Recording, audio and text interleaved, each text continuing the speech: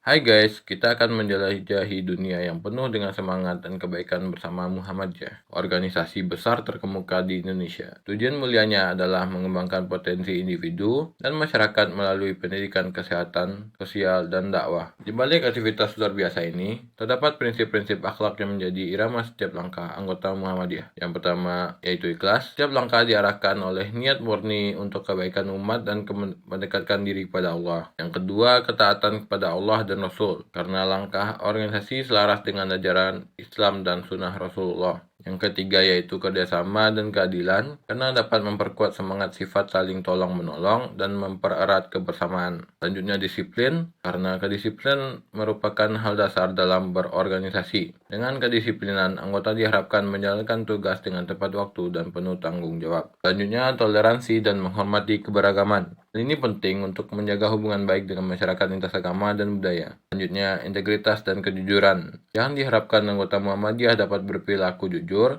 dan memiliki integritas tinggi dalam semua aktivitas organisasi. Selanjutnya, pembelajaran dan pengembangan diri. Agar anggota diharapkan selalu berusaha meningkatkan pengetahuan dan keterampilan untuk lebih baik dalam berkontribusi bagi masyarakat. Terakhir, kepedulian sosial. Ini semangat untuk membantu dan memberikan kontribusi positif bagi kesejahteraan sosial. Nah, selanjutnya kita membahas tentang seni dan budaya. Sebelumnya kita harus mengetahui apa itu pengertian seni dan budaya. Seni adalah ekspresi kreatif yang melibatkan penggunaan imajinasi, keterampilan, dan estetika untuk menciptakan karya yang memiliki nilai artistik dan emosional. Seni dapat berupa lukisan, musik, tari, sastra, arsitektur, dan bentuk-bentuk ekspresi lainnya. Sedangkan budaya merujuk pada pola-pola perilaku, keyakinan, norma, nilai, bahasa, dan tradisi yang diwariskan dari generasi ke generasi dalam suatu kelompok atau masyarakat. Budaya mencakup cara hidup, pemikiran, dan identitas suatu komunitas. Pengertian seni dan budaya membawa kita ke kreativitas dunia yang memukau. Seni ekspresi imajinatif, keterampilan, dan estetika yang menghasilkan karya artistik dan emosional. Dari lukisan memukau, musik yang menggetarkan jiwa, tari yang memikat, hingga sastra yang menyentuh hati. Seni pertunjukan dapat menghidupkan alur cerita, seni sastra dan teater menampilkan emosi, seni sinematografi membawa kita ke dunia gambar bergerak, seni kriya dan fotografi menampilkan keindahan, dan seni digital membuka kreativitas modern. Nah, sebagai manusia, kita tidak dapat dipisahkan dengan seni dan budaya. Seni budaya merupakan bagian hidup dan identitas kita sebagai manusia. Karena seni dan budaya kita bisa merayakan keindahan, meredam perbedaan, menjalin hubungan dalam keberagaman. Itulah keajaiban seni dan budaya dalam hidup kita. Sekarang, kita akan bersama-sama menjelajahi tentang aturan-aturan yang mengatur seni dan budaya, serta pentingnya pemahaman tentang batasan-batasan pengembangan seni dan budaya yang dibolehkan dan yang diharamkan. Jadi, mari kita mulai petualangan ini. Oh ya, by the way, kalian tahu gak sih, seni dan budaya itu lebih dari sekedar hiburan loh. Di dalamnya terdapat norma-norma dan batasan yang perlu kita pahami. Nah, dalam cerita animasi ini, kita akan membahas lebih dalam tentang hal itu. Jadi gini teman-teman, para cendekiawan dan ulama telah mendiskusikan tentang sejauh mana batasan-batasan seni yang boleh dijalankan. Mereka mengatakan bahwa pada dasarnya semua bentuk seni itu diperbolehkan. Ini sejalan dengan firman Allah dalam surah Al-Baqarah ayat 29 yang menyatakan,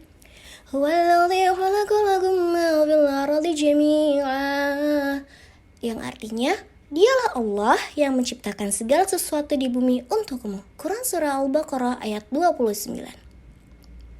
Namun, tetap ada aturan-aturan yang perlu diikuti. Ketika suatu hal diharamkan, maka harus ada dalil yang syahih dan jelas dari Al-Quran atau Sunnah Rasulullah SAW, atau ada ijma yang sah dan kuat. Jika tidak ada dalam 3 kategori ini, maka hal tersebut tetap diperbolehkan dan masuk dalam batasan manfaat yang luas. Nah, selain itu, mari kita bahas tentang pendapat-pendapat yang melarang seni tertentu, seperti nyanyian atau tarian. Meskipun ada dalil yang sah, terkadang tidak cukup jelas. Ada pula yang jelas, tetapi dalilnya diragukan keabsahannya. Menariknya, tidak ada hadis syahih yang secara langsung melarang nyanyian tertentu. Buktinya, hadis-hadis tersebut diragukan oleh berbagai golongan ulama seperti golongan Syahiri, Maliki, Hanbali, dan Syafi'i. Namun, ini bukan berarti sembarangan ya. Seni seperti nyanyian, tarian, atau lukisan harus tetap ada batas-batas tertentu. Semua seni harus sopan, memberikan pelajaran dan nilai-nilai moral yang tinggi, serta tidak mengandung unsur-unsur yang melanggar ajaran, agama, atau moral. Kalau semua kriteria ini terpenuhi, maka seni tersebut tetap diperbolehkan dalam Islam. Oh ya, gak hanya itu loh, seni dan budaya juga memiliki peran besar dalam mempertahankan identitas dan kearifan lokal umat Islam. Lembaga seperti LSBO, Muhammadiyah, menyadari betapa pentingnya seni dan budaya dalam memperkuat pemahaman nilai-nilai Islam. Seni bukan hanya hiburan semata, tetapi bisa menjadi alat dakwah yang kuat. Ketika kita menjalani seni sebagai bentuk ibadah, seperti takziah, tasbih, dan sedekah, kita memuliakan penciptaan dan pemujaan kepadanya. Selain itu, seni juga bisa menjadi identitas kelompok atau komunitas kita. Di samping itu, seni juga menjadi simbol kejayaan dan prestasi kita sebagai umat Islam. Nah, jadi teman-teman, mari kita jaga dan manfaatkan seni dan budaya dengan bijak ya. Yuk, bersama-sama kita merayakan keberagaman, memperkuat pemahaman nilai-nilai Islam, dan menjunjung tinggi identitas kita melalui seni dan budaya yang bermakna. Mari kita lihat bagaimana Iptek telah memungkinkan Al-Quran dan hadis yang lebih mendalam. Dalam era digital ini, Iptek memberikan kesempatan bagi kita untuk belajar agama melalui platform digital, di mana kita dapat berinteraksi dengan para ulama dan cendekiawan, serta mendapatkan pemahaman yang lebih luas. Tak hanya itu, teman-teman, Iptek juga telah membantu dalam penyelidikan ilmiah tentang sejarah dan budaya Islam, membantu kita memahami akar dan nilai-nilai dalam agama kita. Sekarang, kita beralih pada revitalisasi ekonomi dan politik. Revitalisasi ekonomi adalah kunci untuk menciptakan pertumbuhan dan kemakmuran. Sedangkan revitalisasi politik melibatkan kita semua dalam membangun fondasi demokratis yang lebih kuat dan inklusif. Jadi teman-teman, mari kita terus mendukung pengembangan Iptek dan terlibat dalam revitalisasi ekonomi serta politik. Bersama-sama, kita membentuk masa depan yang lebih cerah dan berkelanjutan bagi Islam dan masyarakat kita.